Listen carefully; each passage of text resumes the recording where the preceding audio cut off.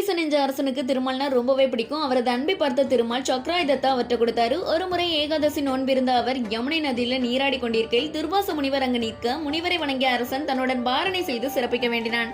சரி என்று கூறிய முனிவர் நீராட சென்றார். வெகு நேரமாகியும் அவரை காணவில்லை. அம்பரீசன் விரதபங்கம் ஏற்பட்டு விடுமோ என்று அஞ்சினாரு. அதே நேரத்துல தனியாக விரதத்தை முடித்தால் முனிவர் சாபம் தருவாரே என்றும் அஞ்சினாரு. கொஞ்ச நேரத்துல துளசியையும் கங்கா தீர்த்தத்தையும் குடிச்சாரு. இதை பார்த்த முனிவருக்கு கோபம் வந்து ஒரு பூதத்தை உருவாக்கி அம்பரீசனை கொல்லும்படி உத்தரவிட்டாரு. ஆனால் அம்பரீசனிடம் இருந்த திருமாலின் சக்கரங்கள் பூதத்தை கொன்றது. இதை பார்த்த முனிவர் உயிர் பிழைக்க பிரம்மலோகம் ஓடினார்.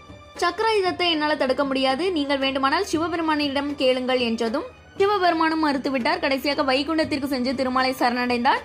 முனிவரே, அம்பரீசனை காக்கவே சக்கராயுதம் தோன்றியது. உண்மை மீட்க என்னால் முடியாது, நீர் வேண்டுமானால் அம்பரீசனை சரணடையுங்கள் என்றதும் முனிவர் சிறிதும் யோசிக்காமல் மன்னருடைய காலில் விழுந்துட்டாரு. நீங்கள் போய் என்னிடம் மன்னிப்பு கேட்கலாமா? நீங்கள் தான் என்னை ஆசீர்வதிக்க வேண்டும் என்று மன்னர் வேண்டினார். சட்டென்று சக்கரமானது மறைந்து விட்டது.